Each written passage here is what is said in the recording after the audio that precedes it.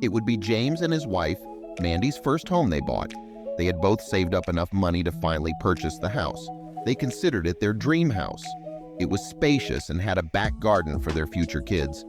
But they would soon discover that their dream house was the stuff nightmares are made of. James and Mandy Fisher were married for 5 years when they finally bought their dream home. They decided to settle in Pittsburgh, Pennsylvania with their dog, Scout. It took a long time to finally find something they were both happy with. But when they saw the house from the inside, Mandy couldn't contain her excitement. But the happiness would soon turn into sadness for the couple. When they stepped into the front door, they were met with something unusual. They couldn't believe how much space they had. It was 2 floors, and on the second floor were all the bedrooms. On the ground floor were the kitchen, living room, and home office. Then she noticed something strange. There was a floor hatch in the kitchen. She hadn't noticed it before when the realtor took them on a tour of the house. She showed James, and they made a plan to try and open it to see what was beneath the kitchen floor.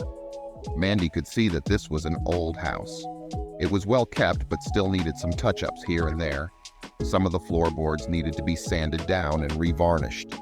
Although Mandy loved the old Victorian look of the house, she knew it needed some work, especially when she saw what was behind the antique cupboard. She moved it slightly with ease as it was clearly empty. She pushed just a little bit more and there it was, a door. There was a locked door behind the cupboard. Why was the cupboard pushed against this door? It was something she hadn't seen before. Over the next few weeks, Mandy tried looking for the key to the mysterious door in the kitchen. She even looked in the drawers of the antique cupboard but found nothing. They had already moved in and minor renovations they had planned were put on hold because of the cold weather. It was then that the nightmares would begin. James had switched on the heating system to warm up their room for the night. They settled in and Mandy took out her book to read a few chapters. It was then that they both sat up as a smell wafted into their bedroom. It was a rotten smell, and it was so bad that they ran out of the room. The next day, James knew he had a big task ahead of him. It seemed like the smell was coming every time he switched on the heating system. He felt like he wanted to tear down everything to see what was causing it. It was time to check all the vents. All the rooms had it, so it was just a matter of unscrewing them all and checking what was inside. James realized that it could be something that he wasn't able to do on his own. This job needed the help of a professional. They decided it would be best to call in help. Just as James was closing the last vent in the home office, he saw something gleaming inside. He reached out and grabbed it. It was a key. It was the door behind the antique cupboard in the kitchen. Finally, they were able to open it and see what was inside. When they unlocked the door, something terrifying awaited them.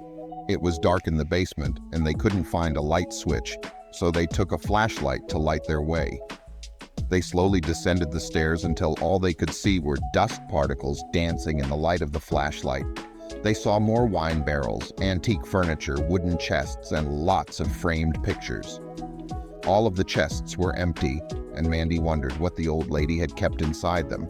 When they hadn't found anything of interest down in the basement, Mandy remembered the other mystery she had found in their kitchen, the floor hatch. They thought that maybe the key would be hidden in the basement. After all, the vents had the key to the basement, so it felt like a scavenger hunt. James searched everywhere until he saw something shining in the darkness. They broke the lock and lifted the heavy hatch. There were strange jars which looked like they had preserved foods inside. They also found a box inside, and when they opened it, they would be amazed by what they would find. They were surprised that the hatch was so small. It seemed like it was just for storage purposes. The box contained old recipes. It seemed like something old Victorian kitchens might have. It was probably used as a pantry once. There was something else that didn't look that remarkable until James decided to pick it up. There was also a rolled-up parchment, and when James unrolled it, he was amazed to find that he was looking at the original blueprints of the house. It was dated 1887. James couldn't believe what they had just found. They packed everything back in the box and lifted it out of the hatch. It was getting late, and they still had so many things to do. Mandy reassured her husband that they would worry about it in the morning. For now, they finished dinner and went to bed. But neither of them could sleep easy in the strange house when their minds were on what was going on. The morning broke, and the two woke up, but neither felt like they had gotten quality sleep. The couple really regretted buying the house in this state. But when James saw the distressing look on his wife's face, he decided to try and cheer her up the best way he knew how. They decided to relax in the living room. James lit the fireplace and it warmed the whole room up. Then they brought out the box they found in the floor hatch. They looked at the old blueprints and compared them with the one the realtor gave to them. There were noticeable differences. And then the dog scout started barking uncontrollably again. Was he warning them of imminent danger? The couple knew they had to figure things out before they went to bed again. Scout was barking at the same corner of the living room. James decided to have a look at what he was barking at. James felt like he was losing his mind. He lifted the carpet, and there it was, another vent.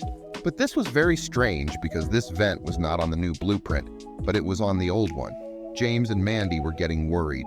James remembered the key he had found in the last vent. Maybe this one held similar secrets. James collapsed into his wife's arms.